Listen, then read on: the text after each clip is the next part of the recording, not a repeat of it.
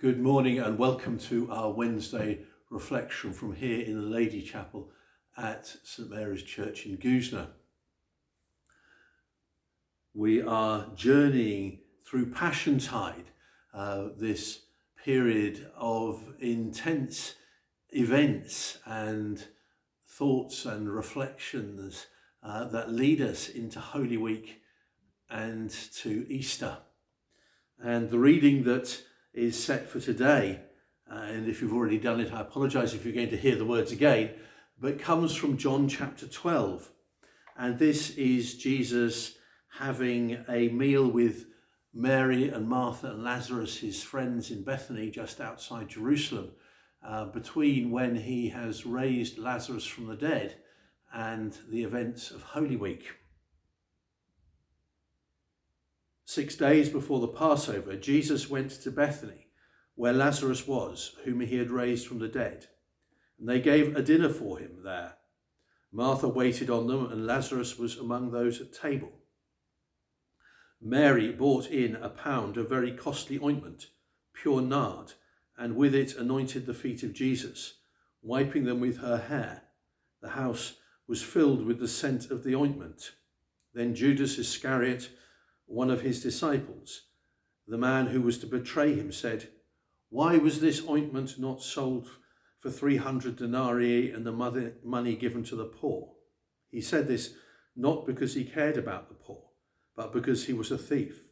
He was in charge of the common fund and used to help himself to the contents. So Jesus said, "Leave her alone.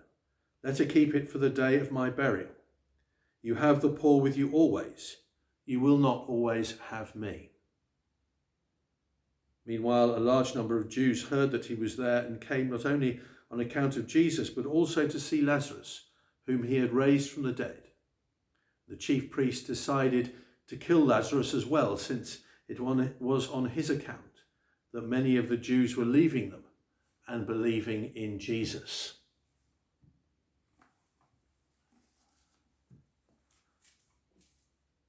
I wonder what it must have smelt like in Lazarus' house.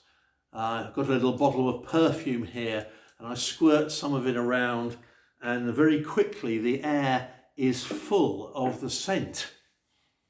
And it's powerful, and because our sense of smell produces all sorts of pictures in our minds, it brings all sorts of things and thoughts with it. I wonder what it must have been like in Lazarus' house when Mary poured that incredibly expensive bottle of perfume, of pure nard, and poured it over Jesus' feet and wiped them with his hair. I wonder what was going on in the minds of everybody there. We've got one or two insights about it, but I thought I'd first of all think about just how extraordinarily generous was Mary's gift in this perfume. It says 300 denarii it was worth. Well, that's the equivalent of 300 days' wages. So if you take median income in this country, that's about £26,000. I don't know what this perfume cost, but it wasn't anything like that. £26,000 worth of perfume poured over Jesus' feet.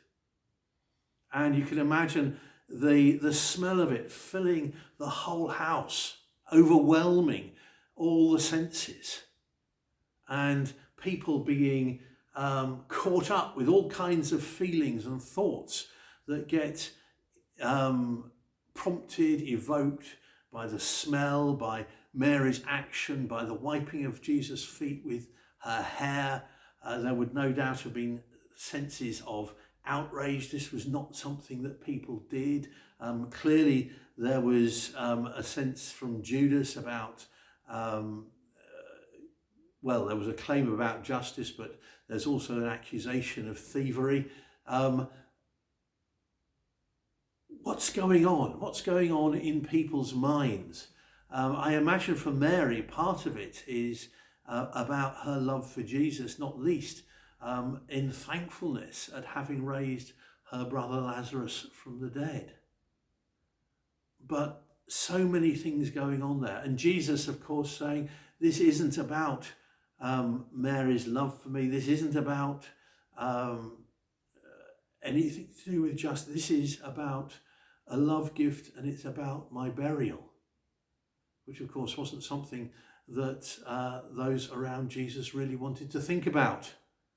They were thinking about Jesus and Jesus coming as Messiah and all that that might mean. The thought that he was going to die, the thought that he was going to be buried wasn't really on their agenda, even though things were hotting up and the political pressures of the day were coming to bear, the religious pressures of the day coming to bear. There was plotting and there was a desire to see Jesus dead from the religious authorities.